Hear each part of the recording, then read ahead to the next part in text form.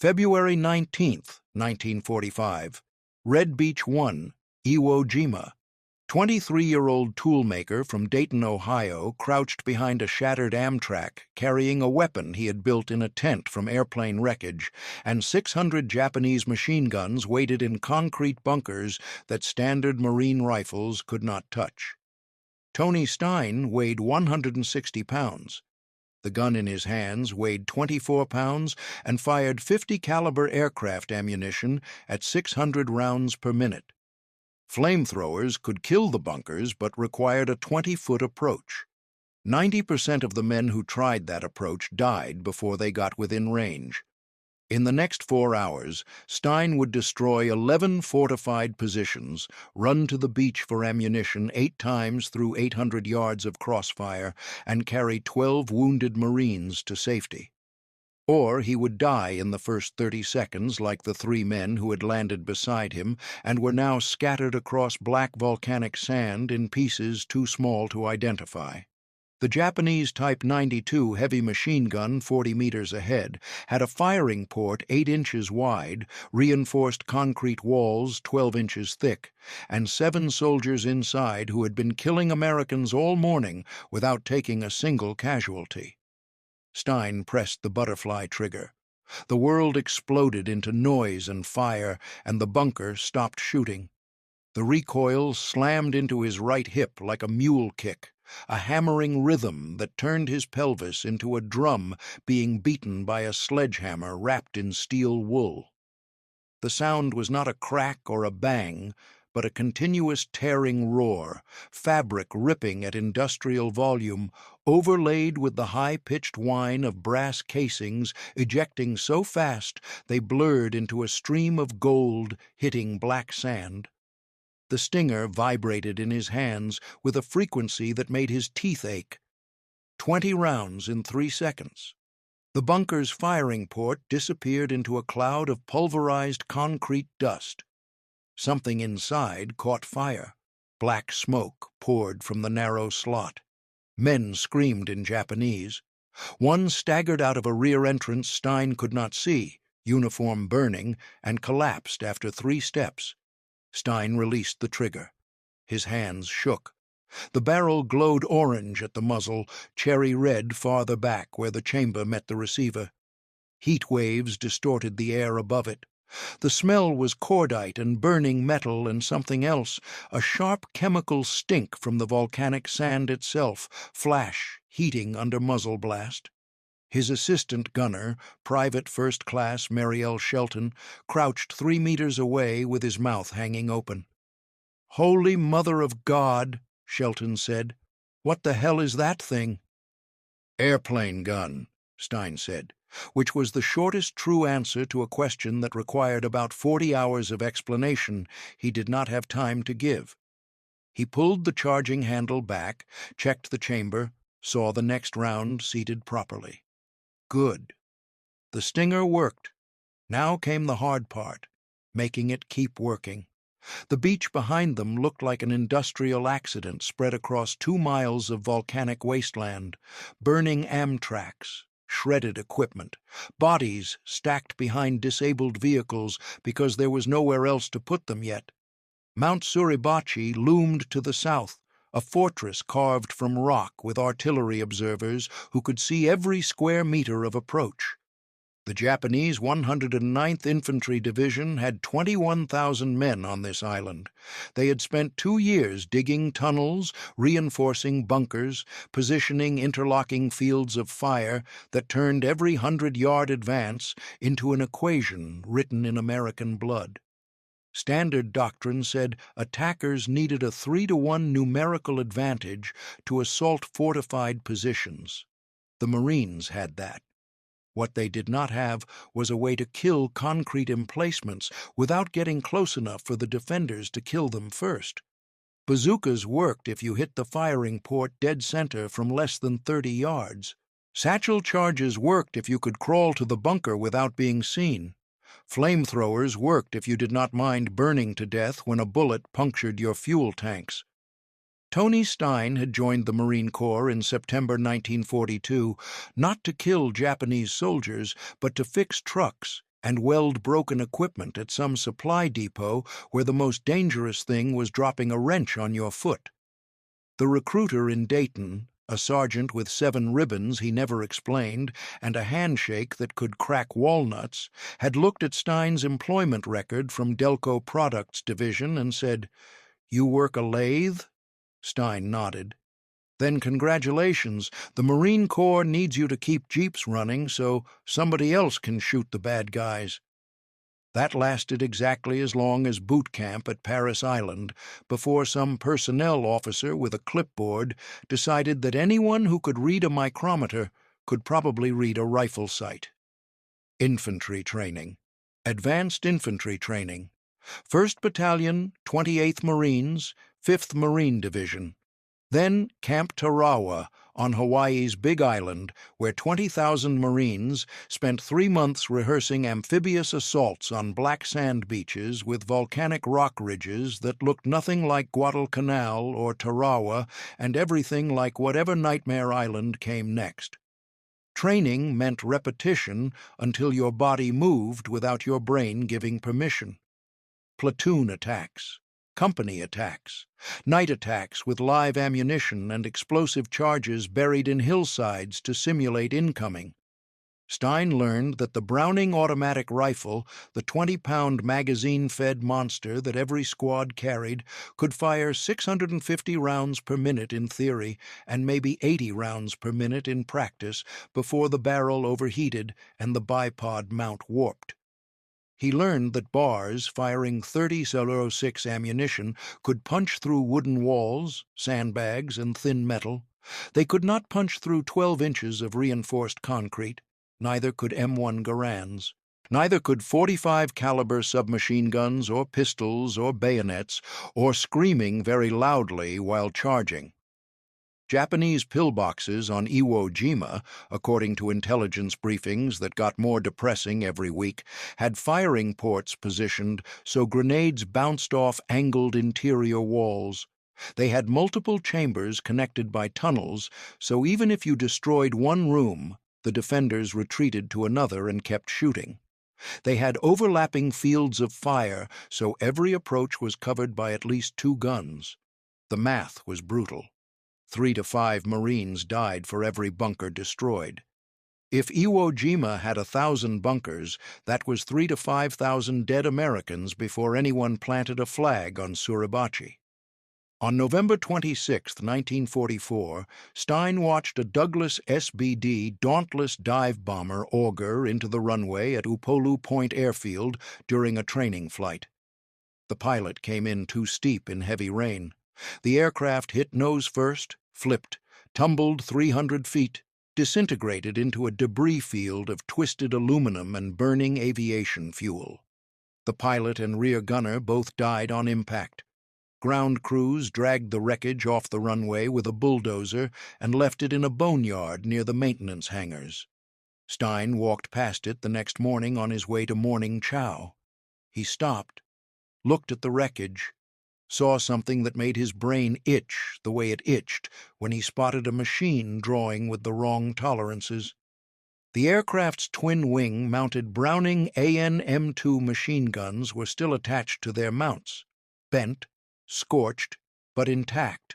50 caliber aircraft guns, built to fire at 30,000 feet, where thin air and sub-zero temperatures made mechanisms freeze unless they were over-engineered to tolerances ground weapons never needed.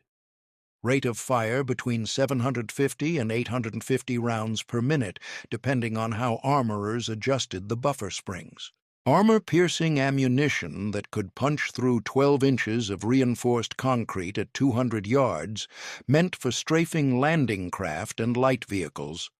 Stein stood there for 5 minutes running calculations that had nothing to do with numbers and everything to do with weight, recoil, cyclic rate, and whether a human body could absorb the forces involved without dislocating major joints. The AN-M2 weighed 29 pounds, stripped from its wing mount. The Browning M2 heavy machine gun that fired the same ammunition weighed 84 pounds and needed a tripod. Aircraft guns had no tripod, no water cooling jacket, no traversing mechanism, just barrel, receiver, bolt, and action. If you could mount one on a stock heavy enough to absorb recoil, if you could rig a mechanical trigger, if you could feed it ammunition without a belt box tangling, you would have a portable 50 caliber weapon that one man could carry. It would be absurdly dangerous. The recoil would probably break ribs if you braced it wrong. The barrel would melt in sustained fire. But for short bursts, for suppressing bunkers while other Marines advanced, it might work. That night in his tent, Private First Class Tony Stein sat on his cot and worked through the problem like it was a blueprint that needed checking for errors. He had spent 6 years at Delco making hydraulic valve components for aircraft. He understood how pressure and temperature affected metal. He understood how cyclic rates changed when you modified spring tension. He did not understand aerodynamics or ballistics tables, but he understood machines the way some men understood languages, as collections of moving parts that either fit together or they did not. The standard infantry weapons could not kill concrete bunkers. 50 caliber weapons could kill bunkers, but were too heavy to maneuver. Aircraft guns were light enough to carry. Therefore, aircraft gun plus infantry mobility equaled dead bunkers. The logic was clean. The engineering was going to be a nightmare. He did not ask permission, because asking permission meant getting told no. At 0200 hours on November 29th, Stein left his tent carrying a hacksaw, 2 adjustable wrenches, and a canvas duffel bag. The aircraft boneyard had no guards, because who steals parts from wrecked airplanes? He spent 90 minutes in darkness, sawing through twisted aluminum to reach the wing mounts. He removed 2 AN-M2 guns from the Dauntless. Both were damaged. Receiver housings cracked. Barrels bent. He found 4 more guns in 2 other wrecked aircraft parked deeper in the boneyard, 6 guns total. He carried them back to camp in 3 trips, hiding them under his cot wrapped in shelter halves. If anyone asked, they were aircraft parts awaiting proper disposal through official channels. No one asked. The machine shop at Camp Tarawa's motor pool operated 24 hours because broken vehicles did not wait for convenient schedules. Stein had been temporarily assigned there in October before his transfer to the rifle company. He still knew the night shift mechanics, a collection of motor transport Marines who could rebuild a Jeep engine blindfolded and did not ask uncomfortable questions if you needed to use the mill or lathe after dark. He told them he was working on a classified project, Division Intelligence. Very hush-hush. They believed him because lying about classified work was easier than explaining he was violating ordnance regulations, equipment accountability procedures, and probably some article of the Uniform Code of Military Justice he had never read. He spent the next 2 weeks disassembling all 6 aircraft guns on a workbench in the corner of the shop, sorting parts by condition, inspecting every component with calipers and micrometers he borrowed from the tool crib. The receiver from gun number 3 was least damaged. The barrel from gun number 5 was straightest. The bolt and firing pin from gun number 1 had the best tolerances. He assembled one complete weapon from the best pieces, like building a Frankenstein's monster out of aviation surplus. The tolerances did not match. Aircraft guns were manufactured in factories with precision tooling. Stein's gun was assembled in a maintenance shop with hand files and a prayer. He spent 3 nights hand-fitting parts, filing thousandths of an inch off bearing surfaces, polishing contact points with emery cloth. The bolt did not seat properly in the receiver. He filed the locking lugs down by 0.008 inches. The barrel had a slight bend that would throw bullets off target. He heated it with an acetylene torch and gently pressed it straight using a hydraulic press meant for installing wheel bearings. A motor pool sergeant named Kowalski watched him work for 20 minutes, shook his head, and said, That thing is gonna blow up in your face." Stein shrugged.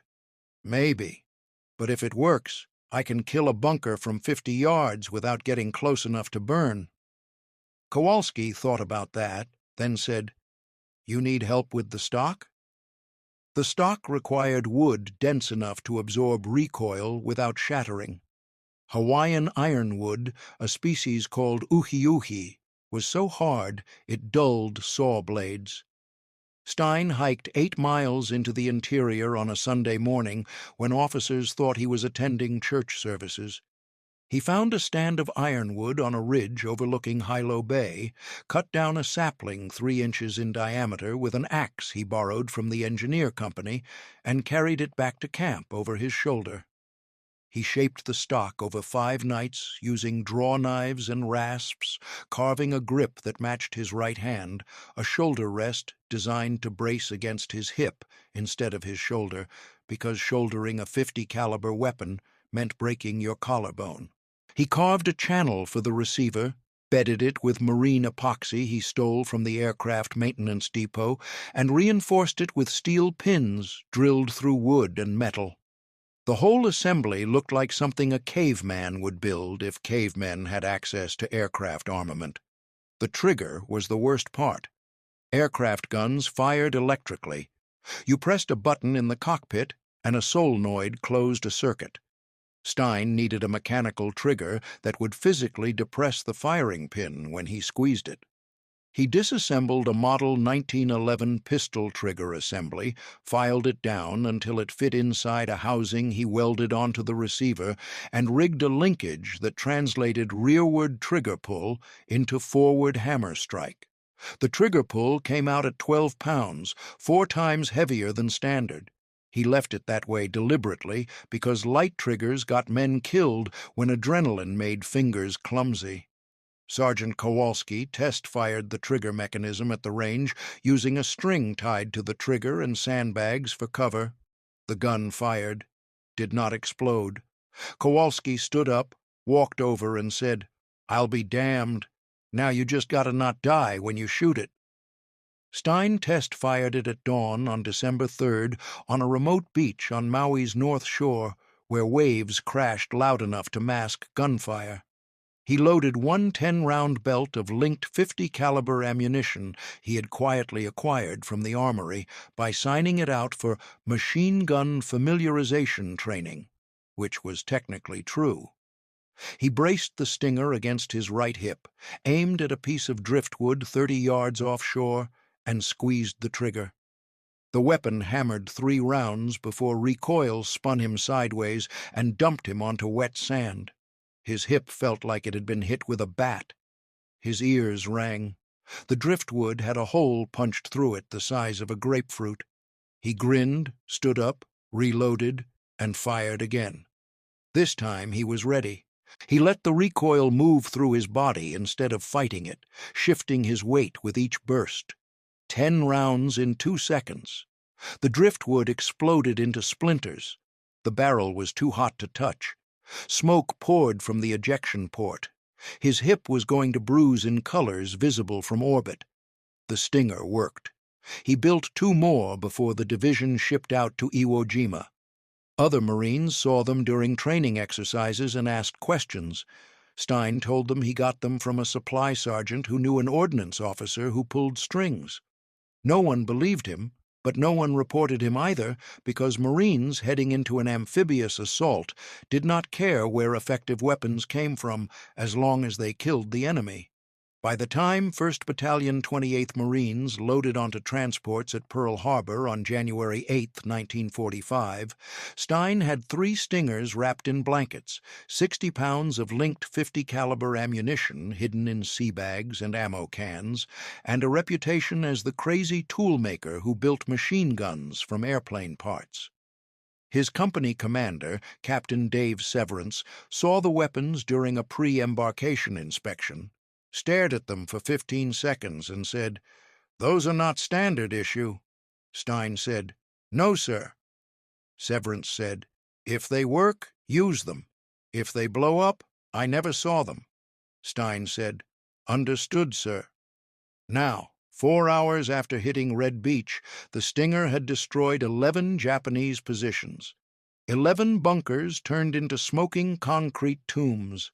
11 gaps in the defenses that 1st Battalion used to advance 300 yards inland, which was 300 yards more than 2nd Battalion managed on their left flank, and 200 yards more than intelligence had predicted they would reach by nightfall. But Stein was out of ammunition again. The 3 canvas bags that Private Shelton had carried ashore were empty. Spent brass casings littered the sand around their position in piles deep enough to sink a boot into. The Stinger's barrel had heat cracks forming near the chamber. Stein's right hip was purple from recoil bruising. His hands had blisters on top of blisters. And 800 yards behind him, back at the beach, the ammunition dump had more .50 caliber belts, if he could reach it without getting killed by the same interlocking machine gun fire that had already shredded 60 men from Company A. Shelton stared at him with an expression that said, "You are not seriously thinking about running back there again." Stein checked the Stinger's chamber, confirmed it was clear, and slung the weapon across his back. "Stay here," he said. "Cover the squad. I will be back in 10 minutes. Shelton grabbed his arm. "You made 4 runs already. Your luck is going to run out." Stein looked back at the beach. Smoke obscured most of it. He could hear mortars landing in steady, rhythmic crumps. He could see tracers arcing across open ground. He could see Marines pinned behind shattered Amtraks, unable to move forward, unable to retreat, waiting for someone to suppress the guns long enough to let them live. He pulled his arm free from Shelton's grip.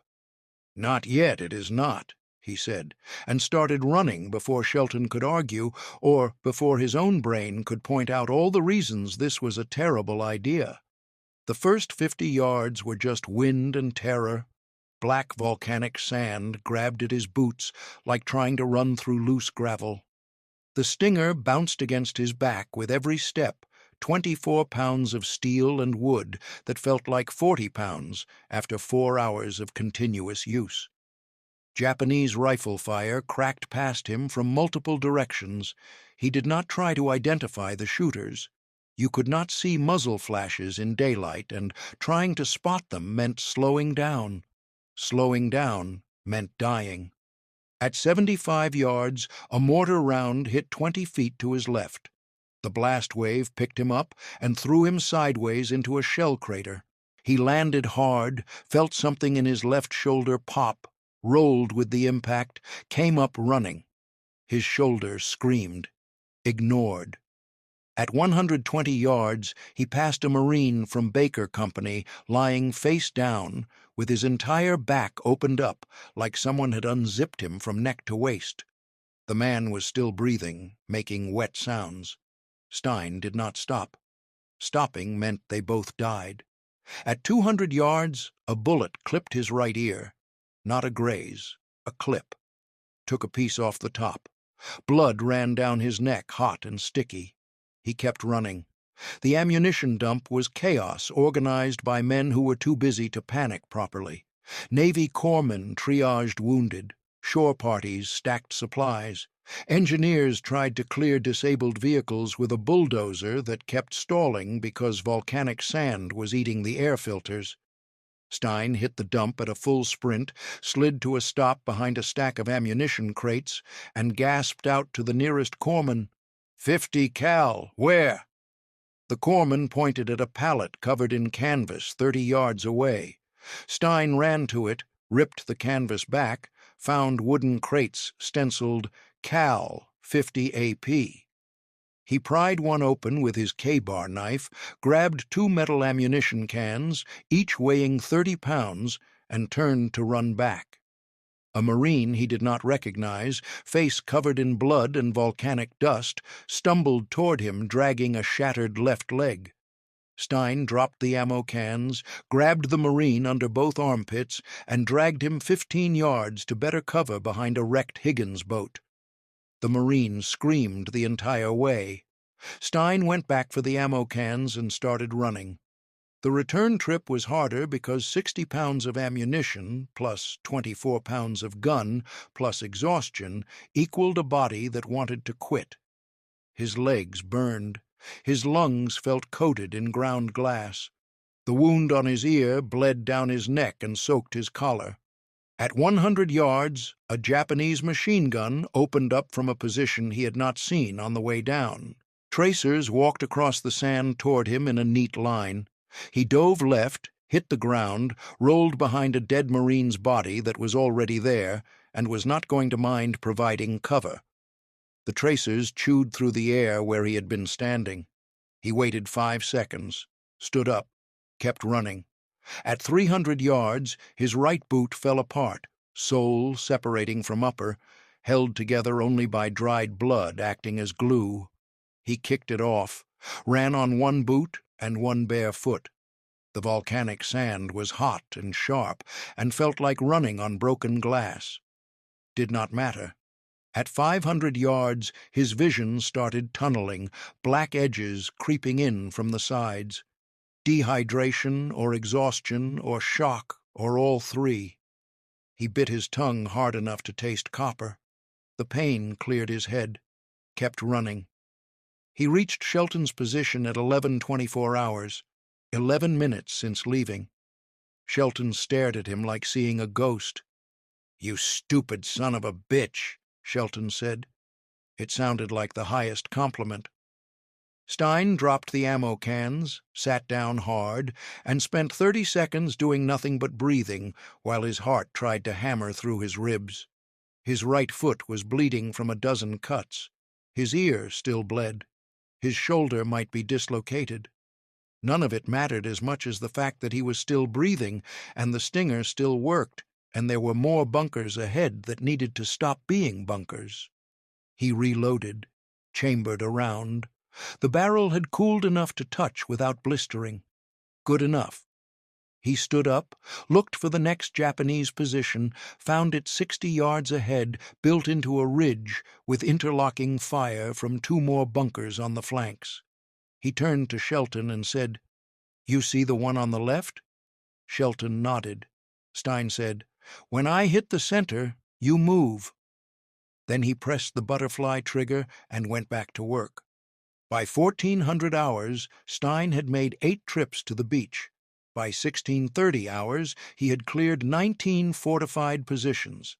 By 1800 hours, as light started failing and Japanese infiltrators began probing the marine perimeter, Stein had fired an estimated 3,200 rounds, personally killed at least 36 enemy soldiers, assisted in destroying 15 bunkers, and carried or dragged 12 wounded Marines to aid stations. His feet were destroyed. His hands were raw meat inside shredded gloves.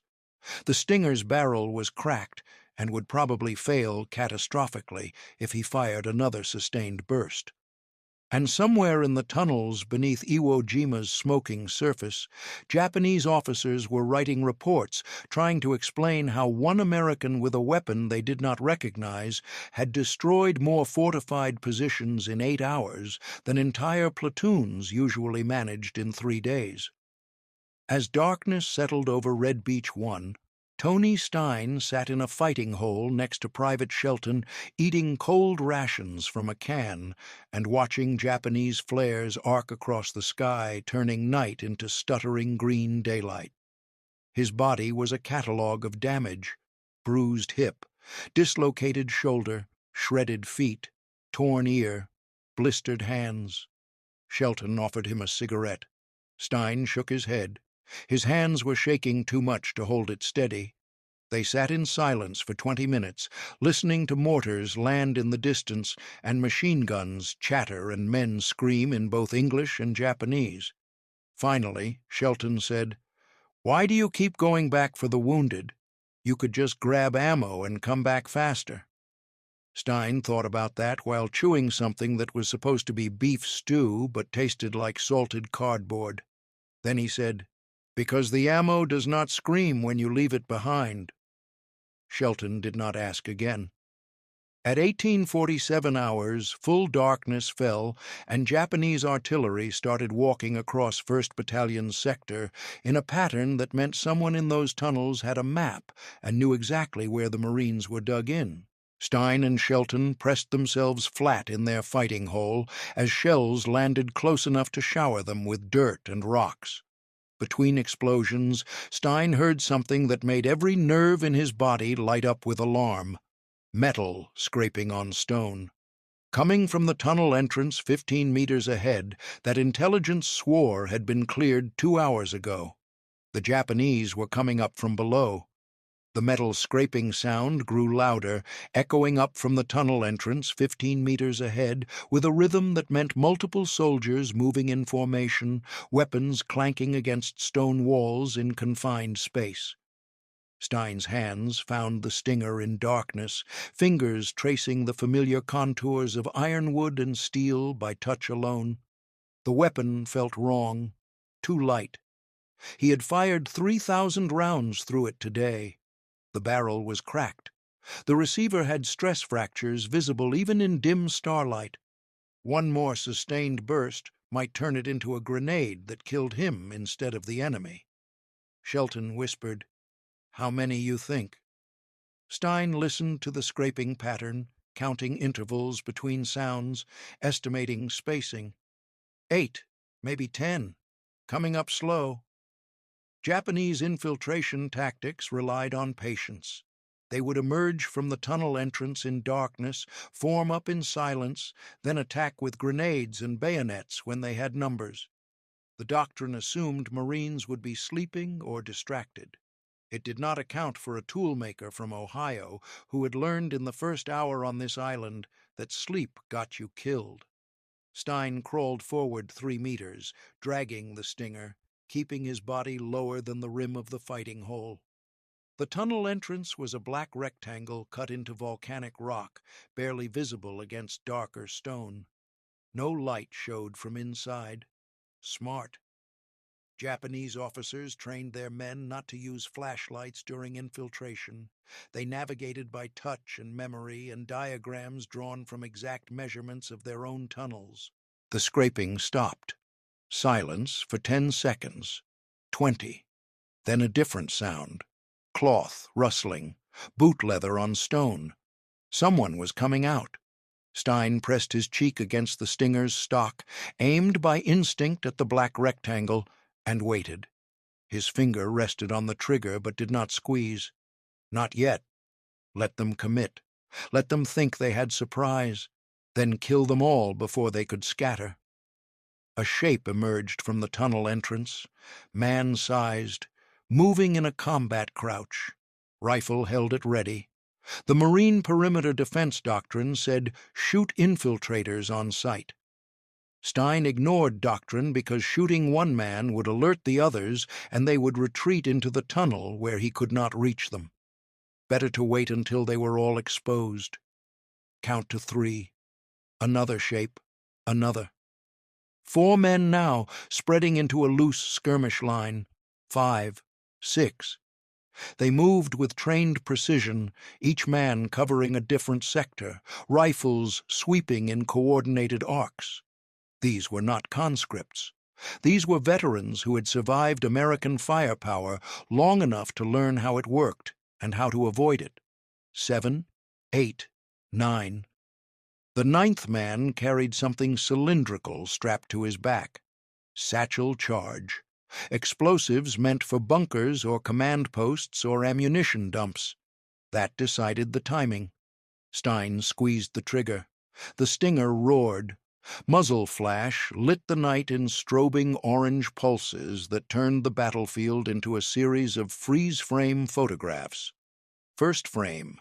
9 Japanese soldiers caught mid-step, faces turning toward the sound. Too slow. Always too slow. Second frame. 3 soldiers falling, chests torn open by 50 caliber rounds moving at 2,800 feet per second. Third frame.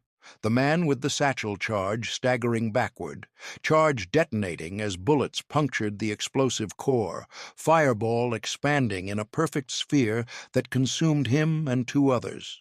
Fourth frame. The remaining 3 soldiers scattering, diving for cover that did not exist on open ground. Fifth frame. Empty night, smoke, silence except for ringing ears. Stein released the trigger after 4 seconds. 24 rounds. The Stinger's barrel glowed white-hot. Heat cracks spread from the chamber halfway to the muzzle with a sound like ice cracking on a frozen pond. The weapon had maybe 1 more burst left before it failed catastrophically. He crawled back to the fighting hole. Shelton stared at him with eyes wide enough to show white, even in darkness. The hell was that explosion? Stein dropped the Stinger, checked it by feel, found metal where metal should be solid but was not. Cracks, fractures, failures waiting to happen. He said, "Satchel charge." One of them was carrying demo. Shelton said, "Jesus, they were going to blow the CP." The command post was 60 yards behind their position, a crater covered with canvas where Captain Severance coordinated the company. 20 men in that crater, including radio operators, runners, and the executive officer.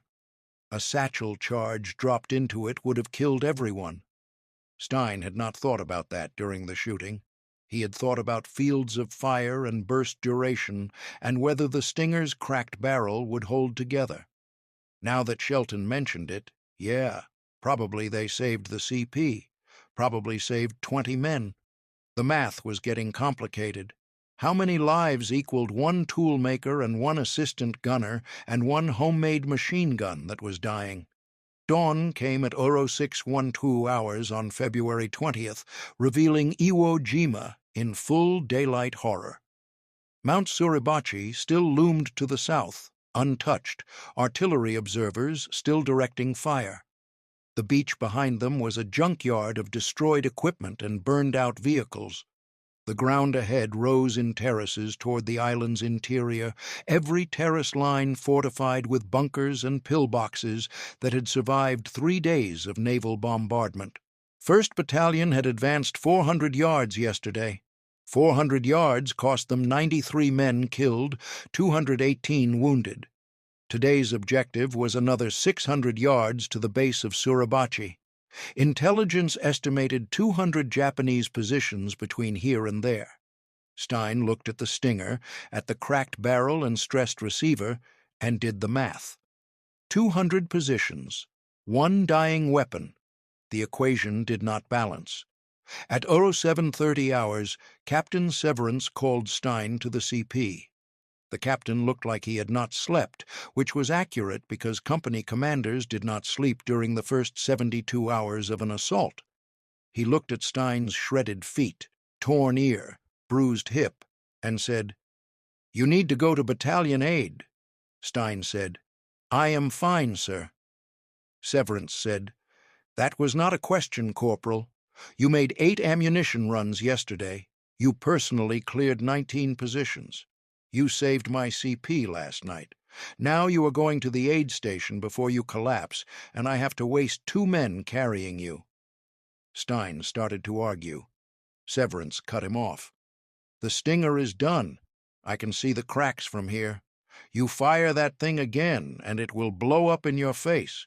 So you are going to the aid station. You are going to let the corpsman wrap your feet. You are going to drink water and eat something. Then you are coming back because I need you, but I need you functional, not heroically dead. Clear?" Stein said, "Yes, sir." The aid station was still a crater covered with canvas that did nothing to stop incoming. Corpsmen worked on men with wounds that should have been fatal, but were not because Marines were too stubborn to die on schedule. A Navy doctor named Livingston, 30 years old, from Michigan, hands moving with surgical precision, despite being elbow-deep in somebody's thoracic cavity, glanced at Stein and said, "Sit down before you fall down." Stein sat on an ammo crate. Livingston finished with the chest wound, pronounced the Marine stable, which meant not dying in the next 10 minutes, and turned to Stein.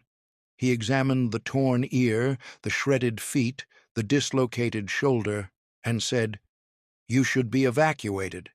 Stein said, Can you fix it here? Livingston said, Define fix. Stein said, Make it work for another day. Livingston thought about that, then said, Your feet need debridement, sulfa powder, and proper bandaging. Your shoulder needs to be relocated, which is going to hurt worse than getting shot. Your ear needs stitches I do not have time to do properly, so it is going to scar like Frankenstein's monster. And your hip looks like someone beat it with a pipe. But sure, I can fix it here. Gonna cost you, though. Stein said, Cost what? Livingston said, You are going to tell me how you built that airplane gun, and you are going to tell me slow, because I want to distract myself from the fact that 3 men just died while I was talking to you. Stein told him while Livingston worked. The doctor cleaned his feet with alcohol that felt like liquid fire, packed the wounds with sulfa powder, wrapped them in gauze and tape that would not last 6 hours. He relocated Stein's shoulder with one hard yank that made stars explode in Stein's vision, and his teeth cracked together hard enough to chip enamel. He stitched the ear with battlefield expedient sutures that were going to leave a scar shaped like the letter C. While he worked, Stein explained the hacksaw and the files and the ironwood stock and the trigger mechanism adapted from a 1911 pistol. Livingston listened, nodded, and said, You are either a genius or completely insane, possibly both. Now get out of here before I change my mind and evacuate you anyway. Stein returned to the line at 09:15 hours. Shelton had scavenged a replacement weapon, a Browning automatic rifle from a wounded Marine who did not need it anymore. Standard infantry weapon. 20 pounds. 30.06 ammunition. Cyclic rate of 500 rounds per minute.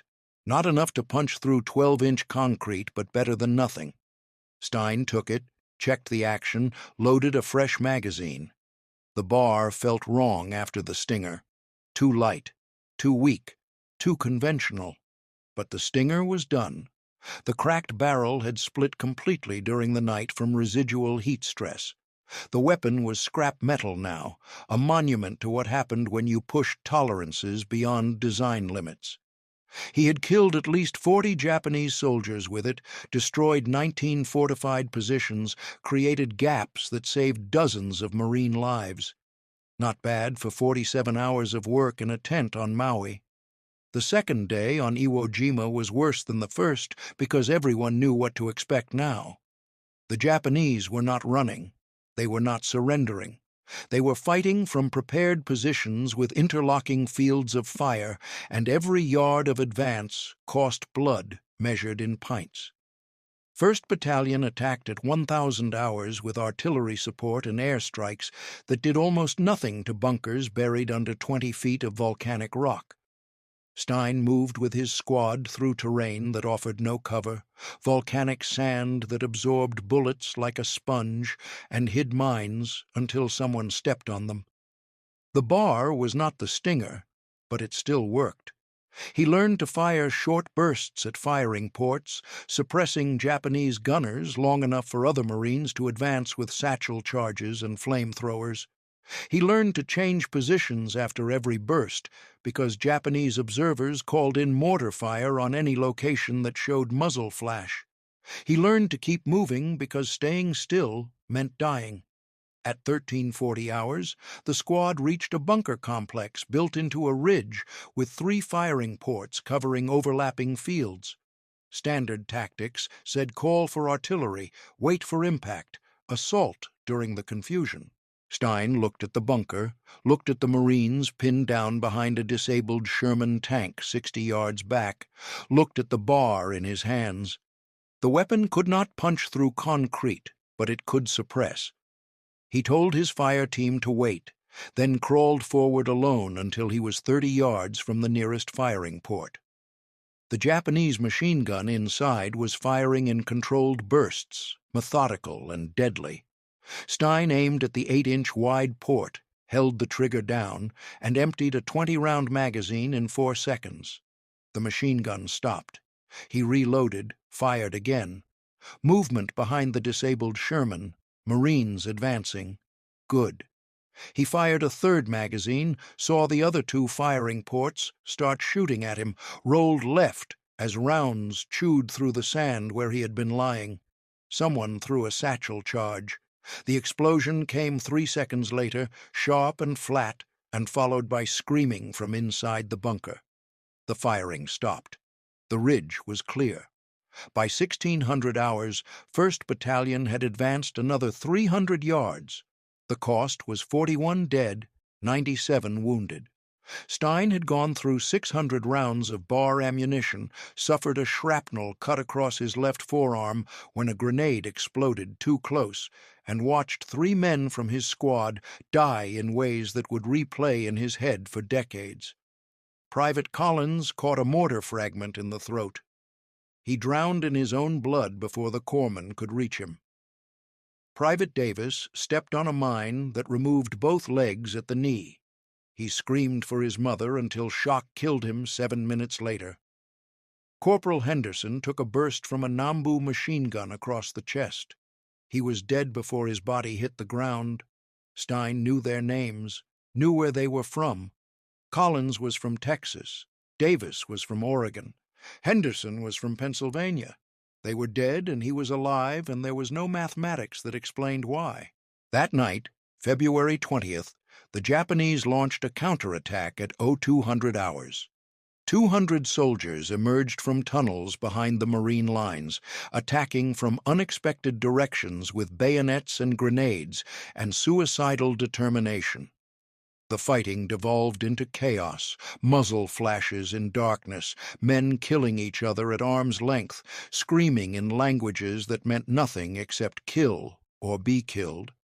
Stein fired the bar until the barrel glowed, switched to his M1911 pistol when the bar jammed, switched to a K-bar knife when the pistol ran dry, and fought like his ancestors had fought with clubs and stones, because modern weapons were just technology applied to the ancient mathematics of survival. By dawn, the counterattack had been repulsed. Japanese bodies lay in heaps around the Marine perimeter. American bodies lay among them.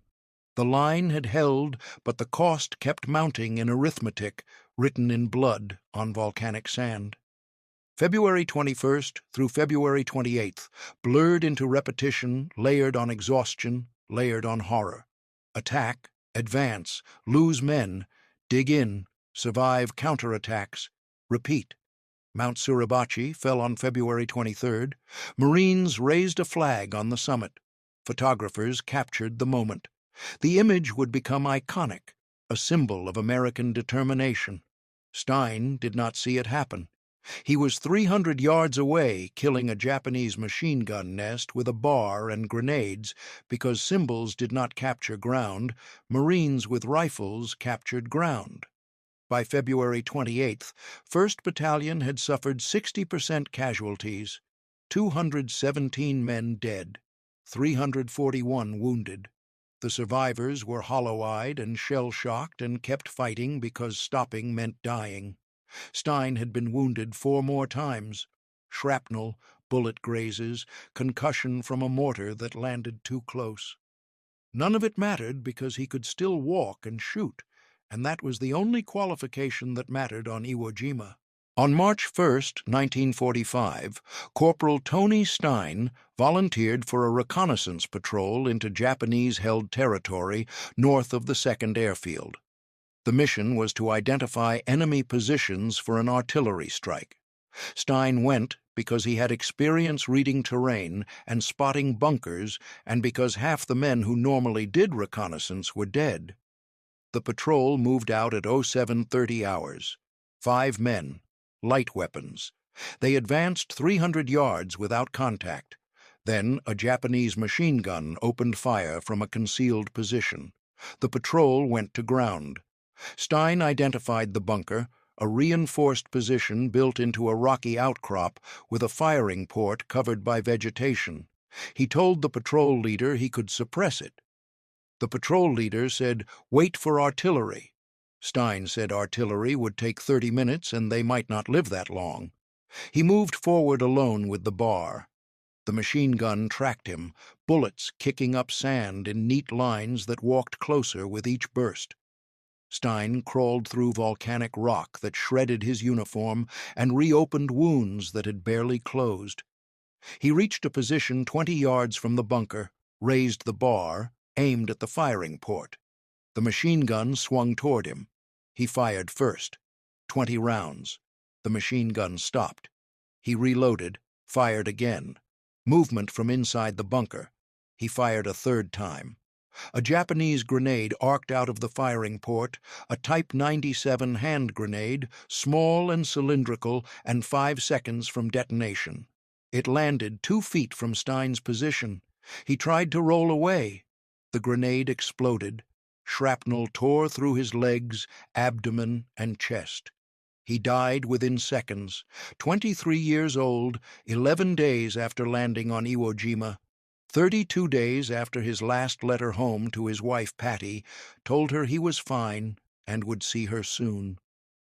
The patrol recovered his body under fire, dragged him back to American lines, wrapped him in a shelter half because there were no body bags left.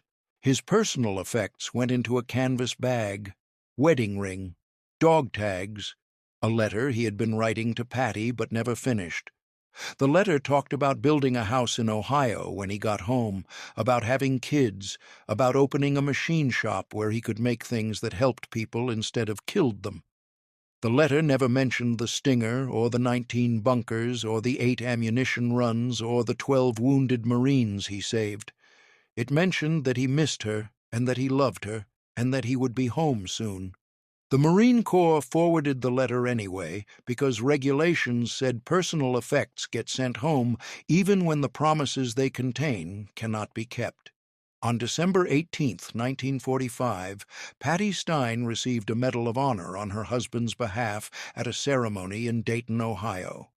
The citation read, "For conspicuous gallantry and intrepidity at the risk of his life above and beyond the call of duty while serving with Company A, 1st Battalion, 28th Marines, 5th Marine Division, in action against enemy Japanese forces on Iwo Jima on February 19, 1945. Armed with a personally improvised aircraft-type weapon, Corporal Stein made repeated trips through heavy fire to the beach for ammunition and evacuated wounded Marines on at least 8 occasions, and after he exhausted his own supply of ammunition, he personally carried wounded men to safety, exposing himself to enemy fire throughout. His initiative, valor, and conduct throughout reflect the highest credit upon himself and the United States Naval Service. The citation did not mention how he built the Stinger in a tent with stolen parts, did not mention the hacksaw or the files or the ironwood stock carved by hand, did not mention Sergeant Kowalski or Dr. Livingston or Private Shelton, who survived the war and spent 40 years telling anyone who would listen about the crazy toolmaker who built a machine gun from airplane parts because standard weapons were not good enough. The official history recorded 19 confirmed bunkers destroyed by Stein and the Stinger on February 19th. Estimated enemy casualties exceeded 40. American casualties prevented by his actions were estimated at 30 to 50 Marines who would have died assaulting those positions without suppressing fire. The mathematics were imprecise because battlefield accounting rarely survives contact with reality. After the war, the Stinger disappeared. No one recorded what happened to it. Probably destroyed as unserviceable equipment, the cracked barrel and stressed receiver making it too dangerous to fire and too irregular to catalog as official ordnance. The 2 backup Stingers Stein built on Maui were never used. They stayed in camp when the division shipped to Iwo Jima, probably ended up in a warehouse somewhere, eventually scrapped when the military downsized after Japan surrendered. No museum displays them. No technical manual references them. The only evidence they existed comes from witness testimony after action reports that mention personally improvised weapons without elaboration. and photographs showing Stein carrying something that looks like a rifle but has a barrel too long and a stock too crude to be standard issue. The engineering principles that made the Stinger work influenced nothing. Aircraft machine guns remained aircraft machine guns. Infantry weapons remained infantry weapons. No ordnance officer looked at what Stein built and decided to manufacture it officially, because military bureaucracy does not work that way. Innovation in combat gets men medals. Innovation in procurement gets men paperwork. But the idea survived in oral tradition, in stories told by Marines who had been there, about the toolmaker from Ohio who saw a problem and built a solution using nothing but scrap metal and welding equipment and 47 hours of work in a tent. The stories emphasized the ingenuity more than the violence, the improvisation more than the death, because that was easier to talk about over beers in VFW halls 50 years later, when the nightmares had faded enough to allow conversation. Tony Stein's grave is in Calvary Cemetery in Dayton, Ohio, plot section 58, row 11, headstone engraved with his name, rank, dates of birth and death, and Medal of Honor citation. His widow, Patty, never remarried. She kept the medal in a box in her closet and refused to display it because she said medals were cold and Tony had been warm. She died in 1993, 48 years after receiving notification that her husband had been killed in action. They are buried together now. The headstone does not mention the Stinger or the 8 ammunition runs or the 19 bunkers. It does not need to. The men who fought beside him remembered. The men who survived because he ran through crossfire for ammunition remembered. The mathematics of memory are more reliable than the mathematics of official history. 47 hours of work in a tent on Maui saved 30 to 50 lives on Iwo Jima. The equation balanced, even if the man who made it work did not survive to see the result. If this story moved you, hit that like button right now. Every like tells YouTube to show Tony Stein's story to more people who need to hear it. Real heroism, real ingenuity, real sacrifice, not Hollywood fiction. Hit subscribe and turn on notifications. We are rescuing forgotten stories from dusty archives every single week.